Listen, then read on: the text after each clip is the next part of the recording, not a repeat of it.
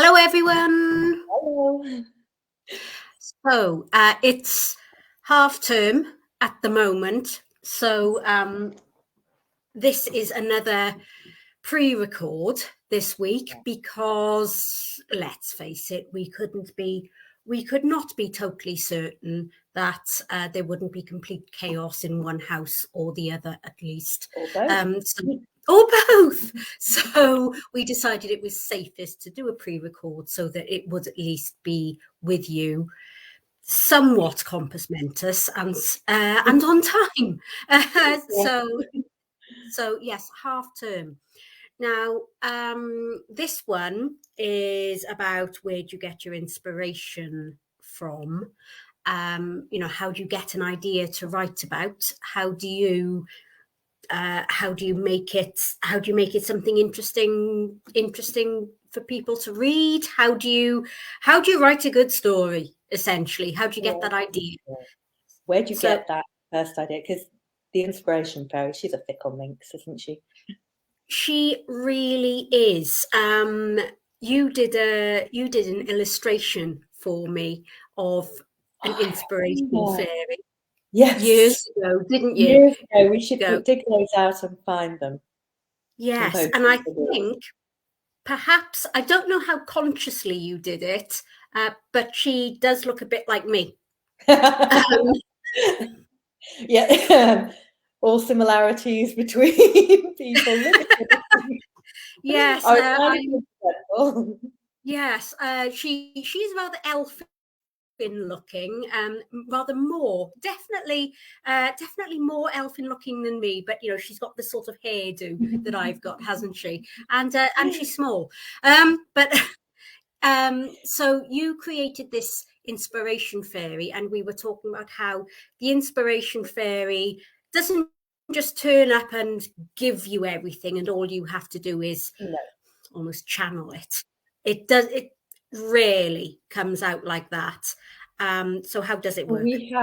We have been in a room with somebody who said, "Oh, the whole book just came to me in a dream."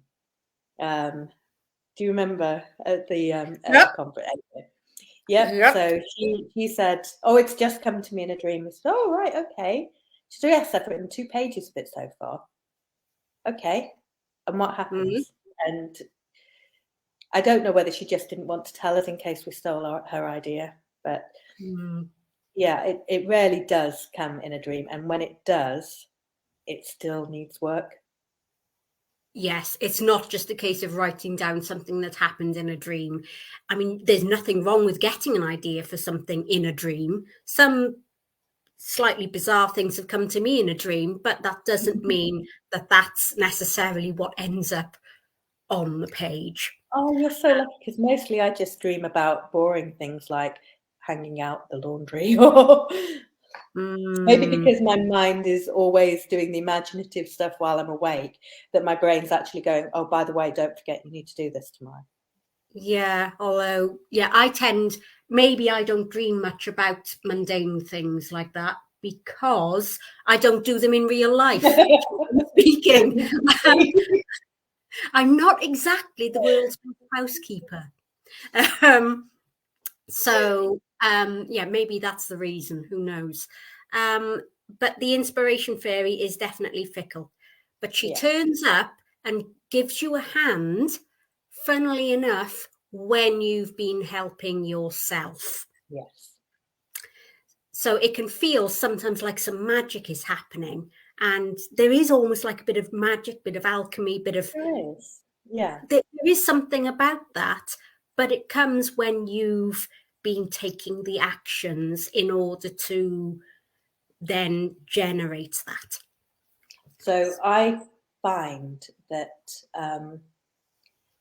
there was a series of competitions I used to go in for where you would be given a time limit, and on a set date you would receive an email that would say, right, you've got to write a story in this genre with this setting and featuring, and it would be a random object. And I used to enjoy doing them because all of a sudden it would give your brain chance to suddenly go, oh, I've got to come up with something. I've got to come up with a horror story set in a canning factory and featuring a donut, and you somehow come up with something like that. And that, I actually scared the living daylights out of myself with that one. That was a real one. Or a fantasy in a doctor's office featuring some butter, which was a very sad one that I came up with. But I'd go with poignant rather than sad. Poignant. It was poignant, yes. That one, yes. And it's interesting just when you get used to coming up with ideas, how many more ideas you come up with. Because I've heard people say that the brain is a muscle. The brain isn't a muscle, it's an organ. But it does behave a bit like a muscle in that when you train it, when you exercise it, it gets better at the things you're exercising it with. Yes. So it's about the neurons forming stronger and stronger links between them, or something, isn't it? Yes. Yeah. Let's smile and nod and say it confidently, and then people will believe you. Yeah, maybe I should teach science. Maybe oh, imagine. Something to do with it. The example being last Friday at the Laser Quest thing, having the preteen boys. I did say that they're a laugh. They always are. And they were in the car whilst I was driving, talking about random storylines for comics. And they came up with an idea about a haunted chair. Obviously, it's approaching Halloween. That when you sat in it, anyone who sat in it had a vision of their own death, of how they were going to die.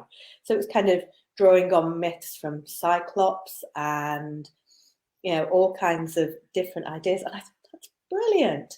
It then got turned into a haunted chair that turns into a haunted toilet, and the people die of terminal diarrhea. So maybe not following it through to there, because they're all preteen boys and they are kind of disgusting, but not without their own charm. So yeah, part of that I was thinking, I could totally see that being a story about a chair that you sit in and get a vision of your own death. And why not? There's been plenty of things, objects that have been haunted, stories of objects being made out of a hangman's, what is it called? Gibbet? Or from scaffold, or the wood from a tree that was used to hang people, and the things are cursed, and there's all kinds of precedents for that. But even if there wasn't that precedent, you listen to children and they have no filter, and they haven't learnt yet that some ideas might be good or some ideas might be not so good. So all ideas are good and all ideas are on the table. And I love that. I think that's what we should all do more of. Be more childlike. Yes.